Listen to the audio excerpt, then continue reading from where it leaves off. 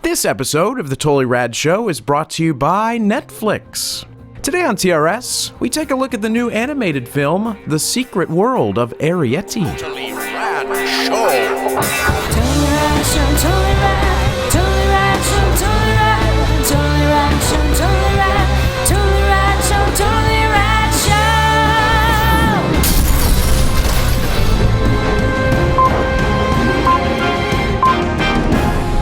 Today in movies, we're talking about The Secret World of Arrietty.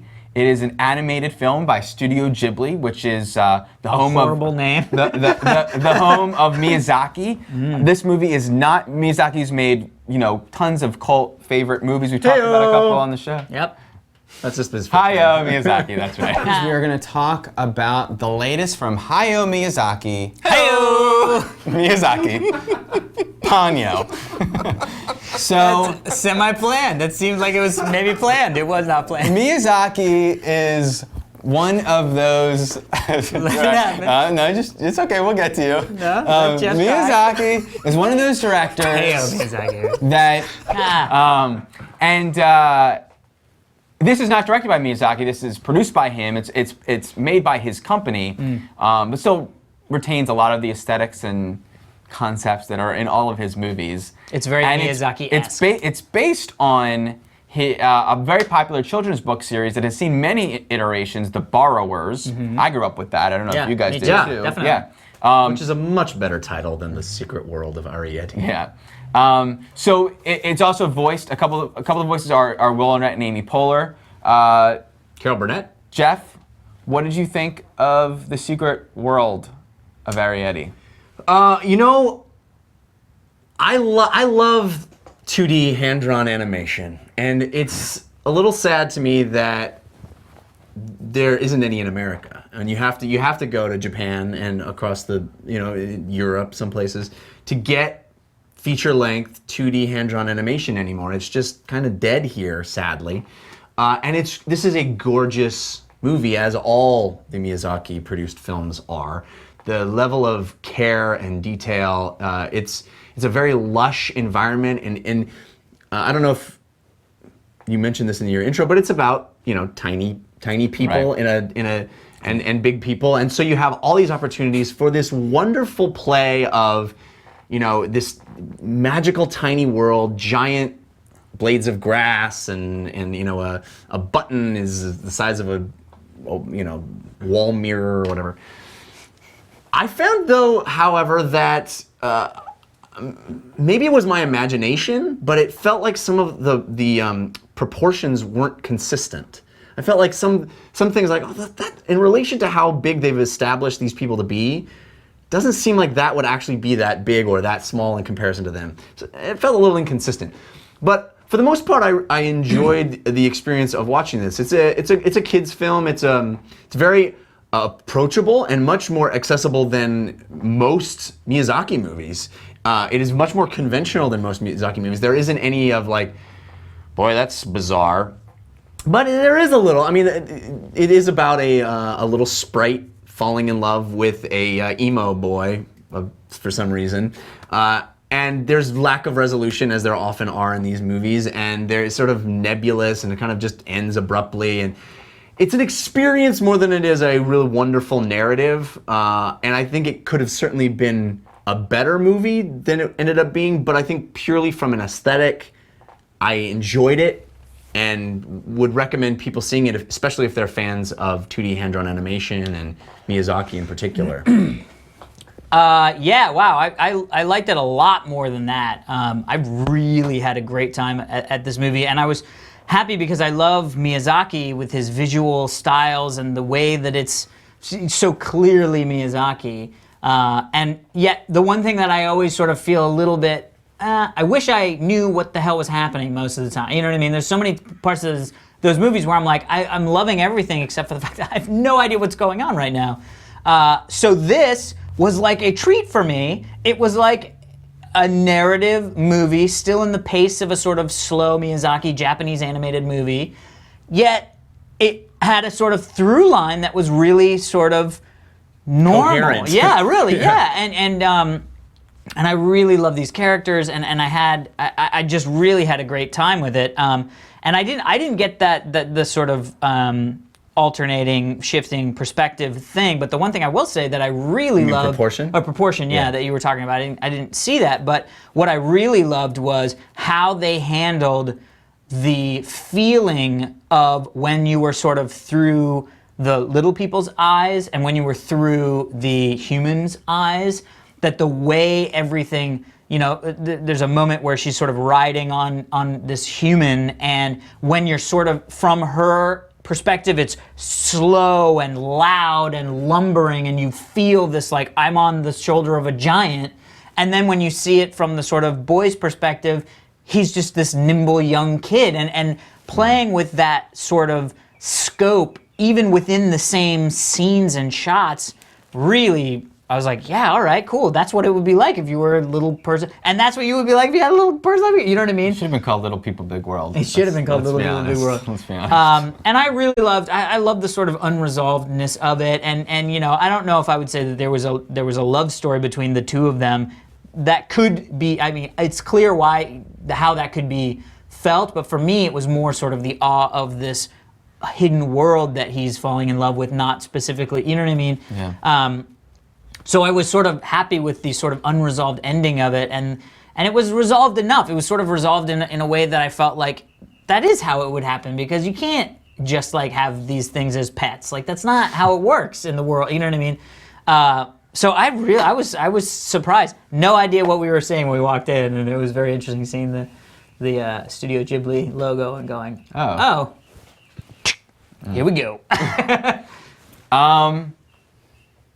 I didn't like this movie as much as my favorite Miyazaki movies, but I definitely liked it more than the Miyazaki movies that I don't like.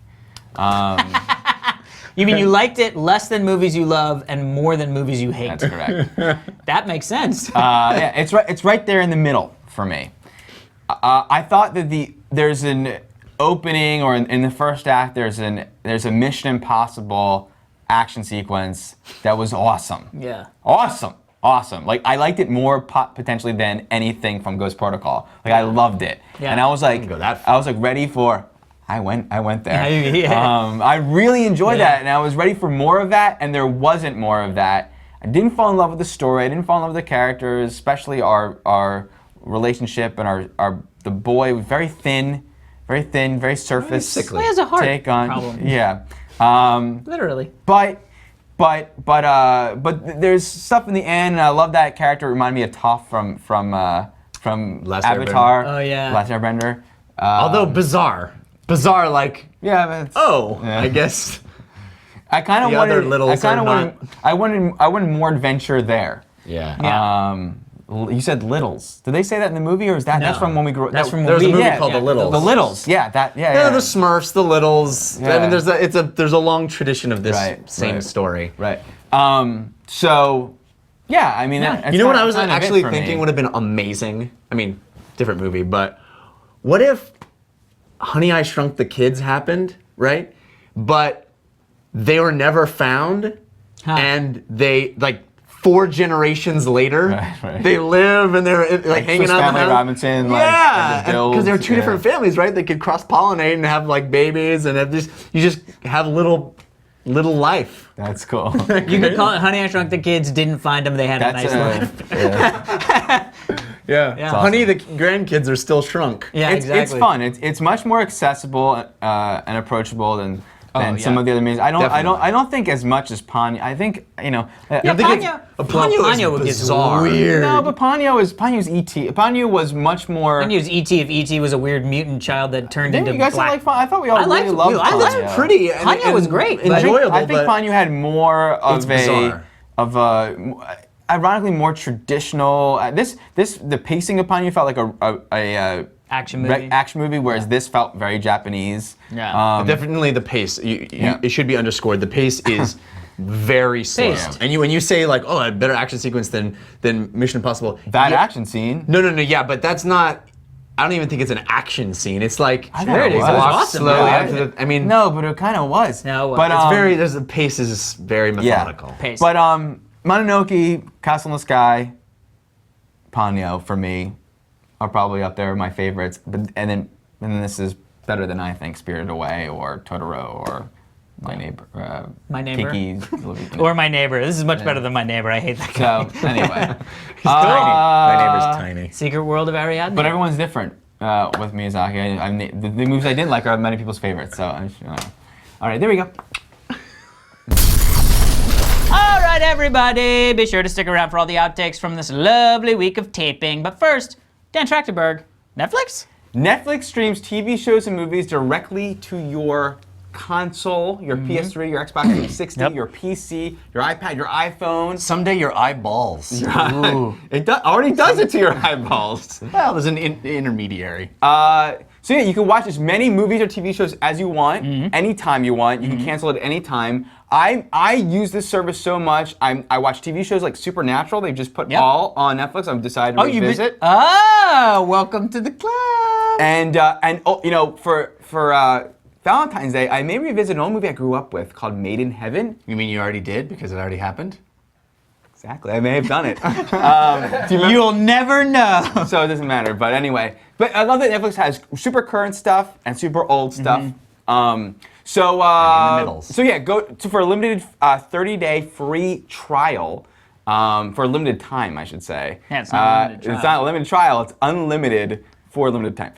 Go to netflix.com/TRS and sign up now. Also, Netflix is now available in the UK, in Ireland. So awesome! Our viewers there can get the same free trial as in the US. Check out netflix.co.uk/TRS or netflix.ie. Internet Explorer, interesting, /TRS. Sit down with your bangers and mash. And bang Have out some and watch not- some MASH.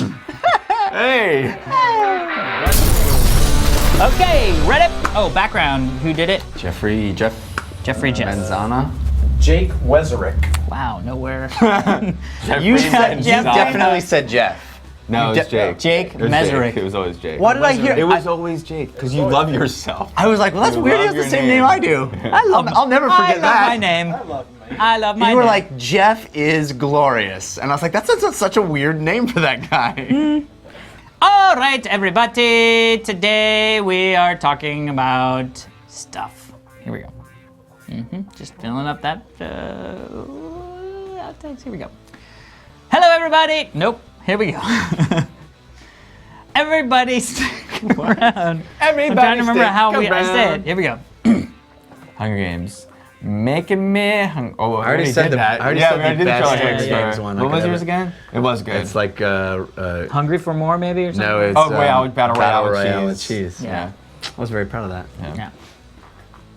So today we're going to talk about. So what? sensitive. So today we're gonna. I liked it. It is. Beautiful.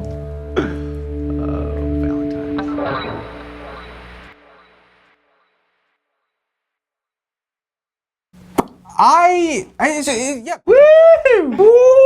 That's really fun. Boy, that's bizarre. Jucker. I love it. Awesome. Damn it.